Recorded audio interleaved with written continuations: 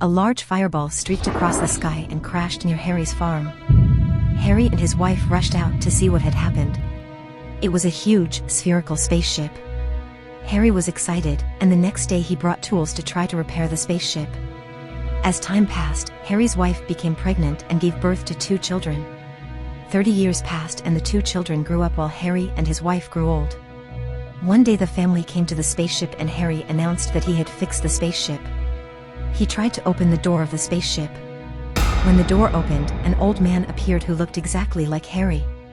The old man cried and ran to Harry's wife and said that he was the real Harry and that the creatures in the spaceship were aliens and the offspring of Harry's wife. Harry and his wife were devastated. At that moment, the spaceship took off and flew into space. It turned out that the aliens had the ability to shapeshift. How could a farmer like Harry repair a high-tech alien spaceship?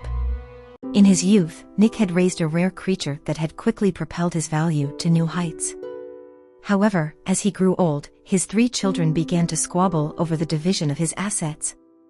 Nick's mobility was impaired, and he had to rely on a wheelchair to move around.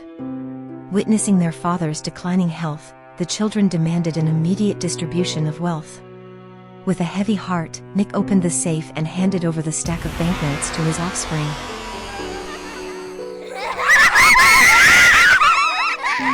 After the children left, Nick's mood grew even gloomier. He realized that his prized possession, the rare creature, was still with him. He reached out and felt around its body, finally retrieving a golden egg. It dawned on him that the creature laid golden eggs. Have you ever heard the tale of the hen that lays golden eggs? It is a timeless fable that teaches us not to lose sight of the more precious things in life due to our greed. Little Bob is a quiet child, and his mother often scolds him because she thinks he is a child who likes making a mess. Afterwards, as usual, his mother took Bob to bed and coaxed him to sleep.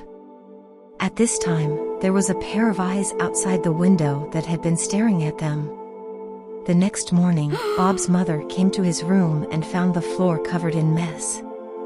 She sternly scolded Bob, worried that he might have obsessive-compulsive disorder. Going back to the pair of eyes across the street. That evening, a peeping Tom witnessed everything. It turned out that Bob was wrongly accused. What was Bob's mother doing? Was she suffering from split personality or possessed by a ghost? Can anyone explain this phenomenon? Is Bob in danger? Please leave a comment. There is a Thai legend that tells the story of a female ghost who appears on the streets at night, looking for women with beautiful long hair. She would then cut their hair or even kill them. One day, a village woman was walking by the river when she saw a strange woman dipping her head into the water, as if fishing or harvesting in a rice field. Suddenly, the woman pulled out a large pile of long hair and let out a creepy laugh. The villager was frightened and quickly left, but she was targeted by the strange woman. At night, the villager saw the ceiling turn into water at night, and a strange woman emerged and scared her unconscious. She woke up the next day with bald patches where her hair used to be. This type of hair loss phenomenon is also known as ghost shave syndrome. It is temporary hair loss related to stress and anxiety, similar to the legend of the female ghost who cuts hair. Do you believe in medicine or legends more? Comment below. Pinocchio quietly picked up her beloved necklace and slipped out of the house. Geppetto, who was busy working, noticed something was wrong but was too late to stop his daughter from eloping with her online boyfriend. Later, they lived together and Pinocchio gave her all, including the necklace, to her boyfriend. But their happy life didn't last long.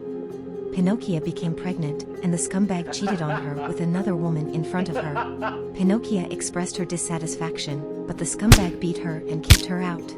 Get out of my house! Pinocchio had nowhere to go. She felt hopeless, but suddenly a figure approached her.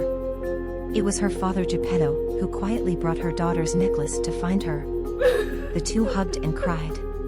Pinocchio saw the bloodstains on her father and seemed to know what had happened. She knew that her father would always be her strongest support. He told her that humans don't treat puppets sincerely, and puppets are just human toys.